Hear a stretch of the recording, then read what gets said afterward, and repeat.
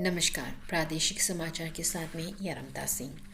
प्रधानमंत्री नरेंद्र मोदी ने कहा है कि अडिग संकल्प के साथ आगे बढ़ रहे देश की सेवा करने पर उन्हें गर्व है। #9 Years of India First के साथ एक ट्वीट संदेश में आज प्रधानमंत्री ने कहा कि आत्मनिर्भर भारत से लेकर मेक इन इंडिया तक के प्रत्येक कदम भारतीय लोगों के उत्साह और मजबूती के प्रमाण है। प्रधानमंत्री ने ये ट्वीट ऐसे समय में किया है जब भारतीय जनता पार्टी मोदी सरकार के 9 वर्ष पूरे होने के अवसर पर देश भर में कई जनसंपर्क कार्यक्रम आयोजित कर रही है। प्रधानमंत्री ने सरकार के राष्ट्र प्रथम दृष्टिकोण और राष्ट्रीय सुरक्षा की प्राथमिकताओं से जुड़े लेख भी साझा किए। प्रधानमंत्री ने माईगॉव पर राष्ट्र प्रथम विदेश नीति से जुड़ा लेख भी ट्विटर पर साझा किया। मुख्यमंत्री पेमा खांडू ने शनिवार को कहा कि राज्य सरकार जन भागीदारी और जन संवाद को बढ़ावा देने के प्रति प्रतिबद्ध है और इसमें सिविल सोसाइटी की सक्रिय भागीदारी का समर्थन करता है। नमसाई में आयोजित C20 सम्मेलन के उद्घाटन समारोह में शनिवार को उन्होंने कहा कि सिविल सोसाइटीज़ के विशेषज्ञता, स्थानीय ज्ञान, समुदाय संचालित पहल, समावेशी और सतत विकास के लिए अमूल्य संपत्ति है।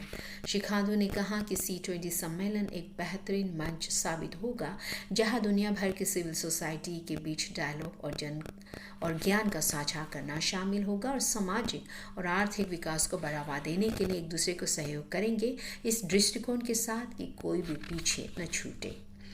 उप मुख्यमंत्री चाउना मैन ने अरुणाचल प्रदेश के बहुतायत प्राकृतिक संसाधन और अनुकूल जलवायु के विशाल क्षमता और अवसरों पर प्रकाश डालते हुए निजी कंपनियों से प्रदेश में कृषि आधारित उद्योग, खाद्य प्रसंस्करण इकाई और अन्य उपक्रमों पर निवेश करने का निमंत्रण दिया। उन्होंने निजी कंपनियों को राज्य में निवेश करने का निमंत्रण देते हुए उन्हें प्रदेश के आर्थिक विकास के सफर में साझेदार बनने का न्योता दिया। श्री मैन नमसाई में शनिवार को C20 सम्मेलन कॉर्पोरेट बैठक में भाग लेते हुए बोल रहे थे।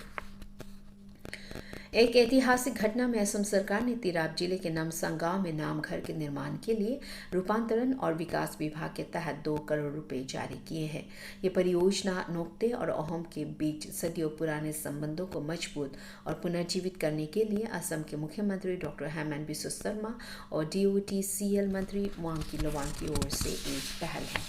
असम के नाहरकाटिया विधायक तारंगा गोगोई और नामसांग गांव के प्रतिनिधियों की उपस्थिति में असम सरकार की ओर से ये धनराशि जारी की गई।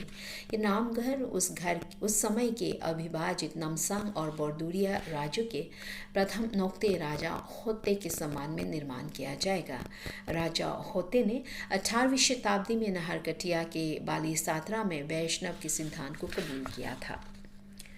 केंद्र में मोदी सरकार के 9 वर्ष पूरे होने और राज्य में खांडू सरकार के 7 वर्ष पूरे होने के उपलक्ष्य पर महीने भर चलाए जा रहे महाजन संपर्क अभियान के तहत शनिवार को राजधानी ईटानगर में व्यापारियों का सम्मेलन का आयोजन किया गया। इस अवसर पर विभिन्न व्यापारियों के प्रतिनिधियों ने व्यापारियों से जुड़े विभिन्न मुद्दों पर अपनी राय और सुझाव साझा किए।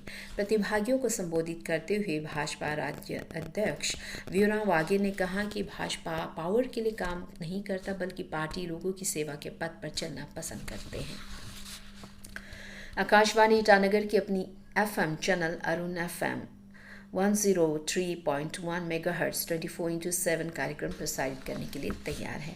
राजधानी ईटानगर में पिछले 3 जून को आयोजित आकाशवाणी पूर्वोत्तर जोन के कार्यक्रम समाचार व सेल्स प्रमुखों के बीच हुई बैठक में निर्णय लिया गया।